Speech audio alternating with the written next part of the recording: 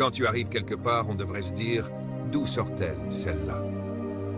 La prochaine fois quelqu'un te dit, je n'aime pas ta robe, réponds, je ne l'ai pas mise pour que tu l'aimes. C'est ma robe. Moi, je l'aime. C'est incroyable de voir comment certaines femmes font du shopping.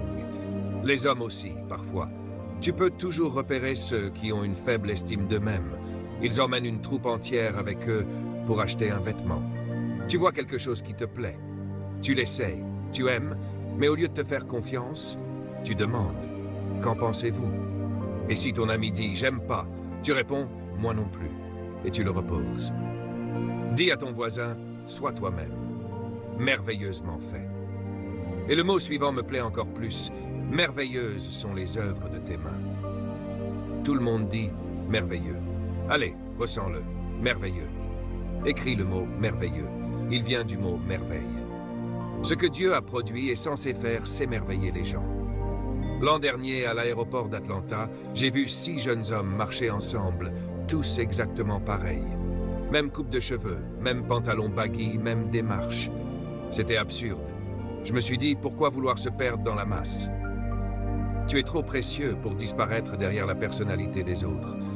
Parents, arrêtez de comparer vos enfants. Pourquoi tu n'es pas comme Jean? Taisez-vous. Il est différent de Jean. Oui, c'est de la bonne prédication, et vous n'avez encore rien entendu. Merveilleuses sont les œuvres de tes mains, et mon âme le sait bien. C'est ça le plus puissant. Mon âme le sait. Je n'ai pas besoin d'un magazine pour me dire que je suis merveilleux. Pas besoin de psychologue pour me dire que je suis formidable. Pas besoin que quelqu'un me dise que je suis beau. Mon âme le sait. Si tu ne le sais pas par toi-même, tu iras chercher l'affirmation ailleurs. Et crois-moi, si tu demandes aux autres qui tu es, ils ne te donneront jamais plus que ce qu'ils sont eux-mêmes. Voilà pourquoi tu dois découvrir ton propre trésor.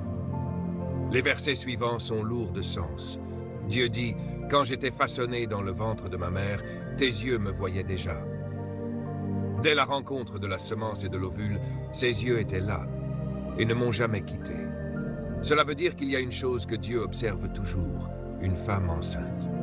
Quand tu vas faire un avortement, tout le ciel est aux premières loges.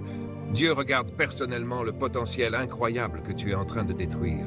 Tu ne sais pas qui tu portes. Et si Marie avait avorté, heureusement, la mère de Moïse a sauvé son bébé. Dans ce panier, il y avait la Genèse, l'Exode, le Lévitique, les Nombres, le Deutéronome et les 10 commandements. Dis à ton voisin, tu ne sais pas qui tu portes.